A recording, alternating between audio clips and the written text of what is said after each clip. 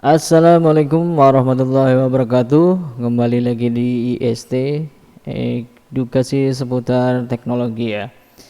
Untuk kesempatan kali ini saya masih membahas mengenai komputer ya ataupun algoritma ya. Kita lanjut yang masalah di logika dan algoritma ya kemarin. Baik, sebelum kita mulai lebih lanjut silahkan like, subscribe, dan komen agar supaya channel ini terus berjalan dan memberikan konten-konten yang manfaat dan memberikan edukasi yang mendidik. Oke, silakan. Nah, masih membahas mengenai algoritma ya. Nah, kemarin kita sudah sedikit membahas mengenai algoritma ketika kejadian di kejadian sehari-hari ya, contoh kayak kemarin integrasi dan sebagainya. Terus contoh algoritma itu ketika dari kita memiliki masalah ya, kayak kemarin kan kita bahas mengenai mobil yang pecah dan sebagainya itu. Nah, untuk di kesempatan kali ini saya juga akan sedikit mendemonstrasikan mengenai sistem ya. Nah, jadi sistem ini adalah seperti kita sedang bicara ke teman ya. Contoh kalian melakukan pembicaraan, mau bicara tentang pelajaran, bicara tentang kehidupan sehari-hari ataupun hal-hal yang lucu yang biasanya kita lakukan ya. Intinya interaksi gitu. Nah, terus bagaimana ketika kita ingin berinteraksi dengan teknologi ya. Contoh kita kan di sini untuk teknologi berarti kita sedang berinteraksi dengan laptop, gadget ya, smartphone dan sebagainya. Itu kan sebenarnya interaksi ya. Nah, di sini akan nanti saya di akhir video akan sedikit sharing ya, basic-basic untuk sistem ya. Nanti akan kita demonstrasikan bagaimana kelanjutannya. Oke, kalian cek nanti ya.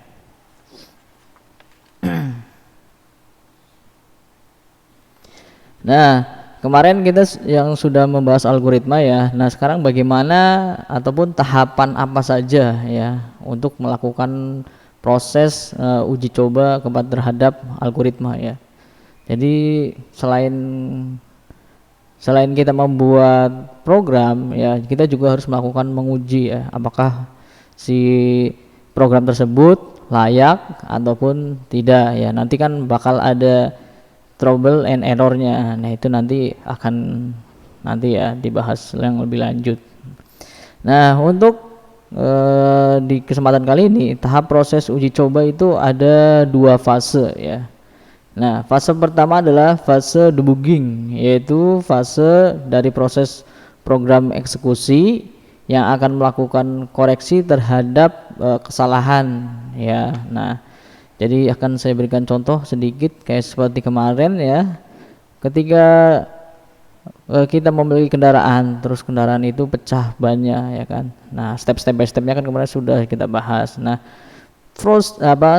ketika di dalam sistem itu ada namanya debugging ya. Ada debugging, ada bugging, nanti macam-macam ya programnya. Nah, fase ini adalah fase menguji coba ya. Jadi ketika ada kesalahan atau tidak, jadi mengkoreksi ulang ya kesalahannya ataupun sistem ini berjalan atau tidak.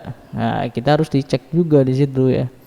Kita lihat apakah ada kelemahannya ya. Jadi semua sistem memiliki kelemahan ya. Jadi tidak ada yang sempurna. Akan tetapi kita meminimalisir jangan sampai ada celah ya. Walaupun pasti ada celah, kan, tetapi kita meminimalisir terhadap kehilangan ataupun nanti data-data yang mungkin bisa diambil orang ya.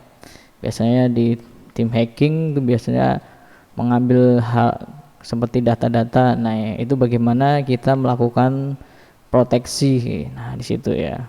Itu adalah tahap pertama, adalah fase debugging ya. Selanjutnya adalah fase profiling, yaitu fase yang akan bekerja jika program tersebut sudah benar telah melewati fase debugging ya. Jadi profiling ini berarti setelah dilakukan uji coba ya, ada trial and error sebagainya. Nah, selanjutnya adalah profiling ya. Nah, profiling ini ketika sudah benar-benar sempurna ya, mungkin sudah diuji coba dan akan segera dirilis, biasanya seperti itu ya. Jadi ada dua fase, fase debugging dan fase profiling. Nah, selain terhadap uji coba, kita juga ada juga nanti menganalisis suatu algoritma ya. Analisis itu sudah cukup tinggi ya. Nah, nanti biasanya kalau di analisis ini nanti kalian kalau kita kan di SMK itu kita masih basic-basic dasar ya. Nanti untuk menganalisis dan tahap uji coba sebenarnya itu di TKJ biasanya ya, untuk RPL dan TKJ biasanya. Kalau kita hanya mengenal sistem aja dulu ya, sebagai basic awal aja. Nanti ketika kalian memiliki bakat ataupun keinginan menjadi programmer dan sebagainya, nanti bisa ya ngobrol-ngobrol aja sama saya. Nanti saya juga ada channel ya, jadi kalau emang berminat silahkan hubungi, nanti kita bakal sharing-sharing untuk lebih lanjutnya gitu.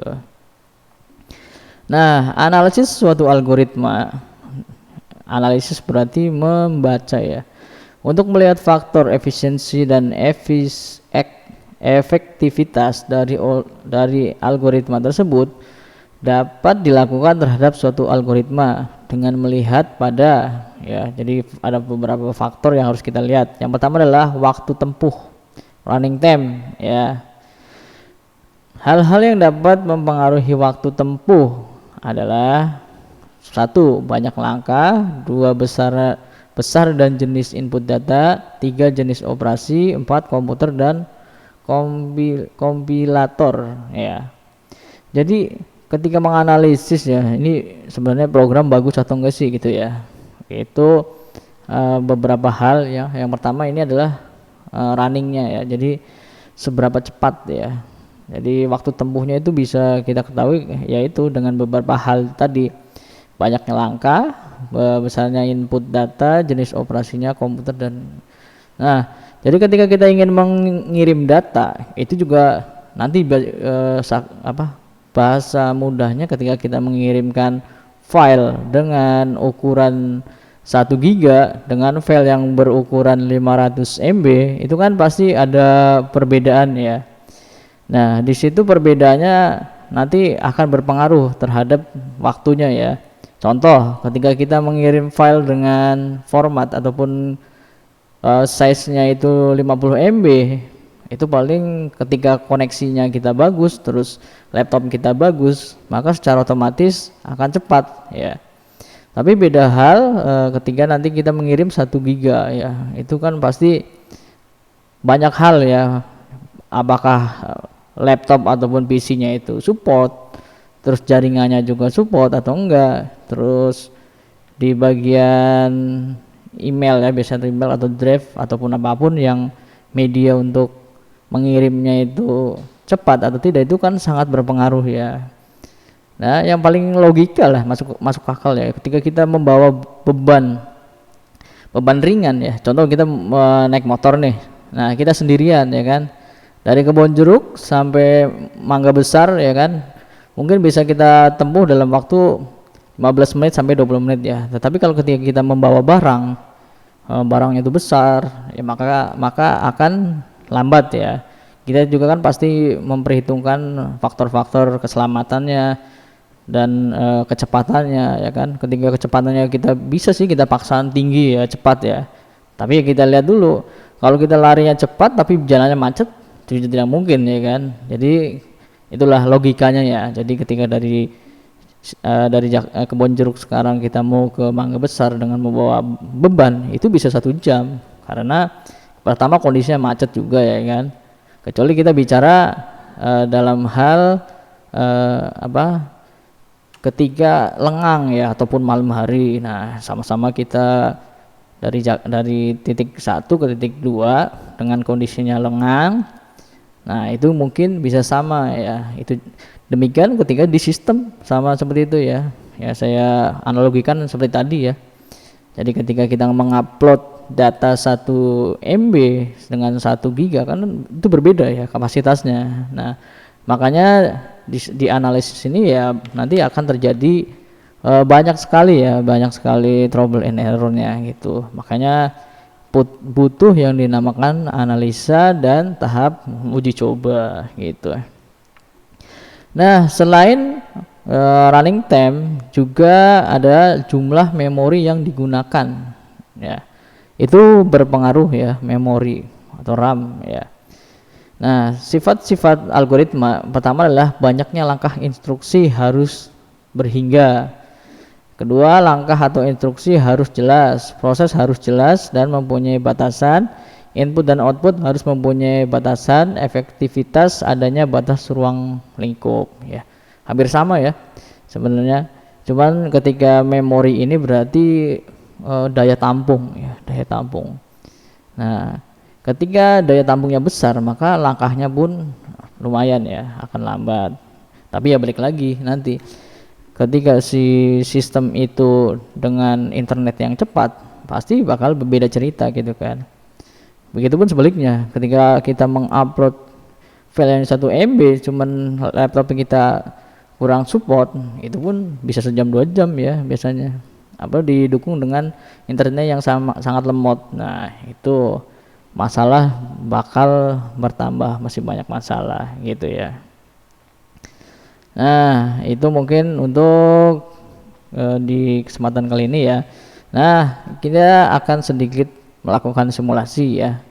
Simulasi pertama kita akan mensimulasikan mengenai sistem yaitu CMD ya. Mungkin kalian sudah pernah melihat ya. Oleh film-film hacking pasti menggunakan sistem seperti itu ya. Ada CMD, Linux, nanti juga ada Python dan sebagainya, itu banyak sekali ya. Nah, yang paling tampilannya seperti ini. Nah, nanti kita lihat ya. Yang di awal seperti di awal nih, seperti ini. Nah, bagaimana melakukan proses ini? Yang pertama kalian ketik Windows ya, dari Windows kan ada yang di keyboard, Windows langsung R ya, Windows plus R, maka akan tampilan seperti berikut. Nah, itu ya, ada jendela pencarian. Nah, di situ kalian ketiklah CMD ya, ketik CMD. Nah, besar semua atau kecil semua sama.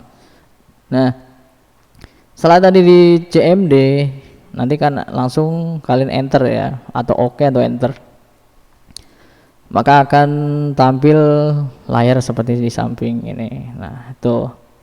Nah, kalau ini kan kita simulasikan ya, kita coba saya lebih dari satu gambar ya, satu CMD itu saya mau pasang 3 ya biar kalian ada jelas. Nah, untuk perintah awal ya, saya akan mencoba memerintahkan si komputer ataupun laptop ini untuk menampilkan warna ya. Nah, kita tulis color ya, color COLOR, color spasi A.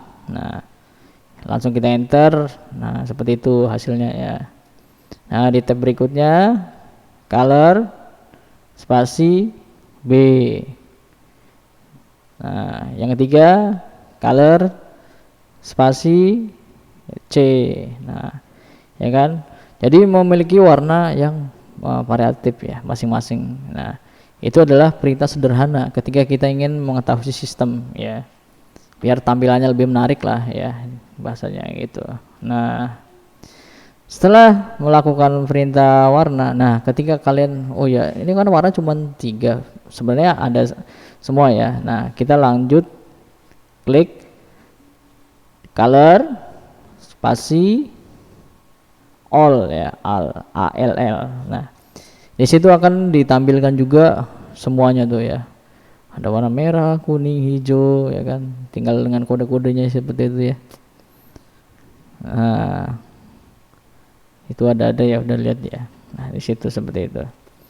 Nah, setelah melakukan tes warna, kita akan coba melakukan perintah kalkulator ya.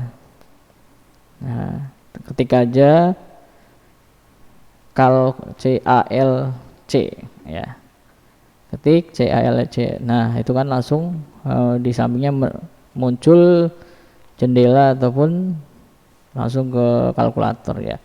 Nah biasanya kan ketika kalau kita manual ya dengan menggunakan scroll atau mouse, itu kan kita pertama ketika ingin menampilkan kalkulator berarti Windows ya kan, terus kita scroll di bagian Windows aksesoris. Nah baru ketemulah di situ ada kalkulator, tapi dengan perintah ini lebih cepat ya, langsung aja diklik CALC ya, klik, nah itu langsung keluar perintahnya begitu. Jadi kita sedang berkomunikasi dengan sistem, dengan si laptop ataupun PC tersebut.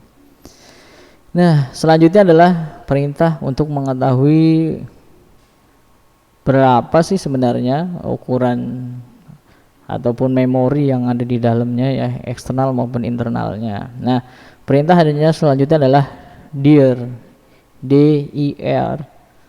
Terus pertama dir ya, dir garis miring S. Nah kita enter tab. Nah seperti itu ya tampilannya ya.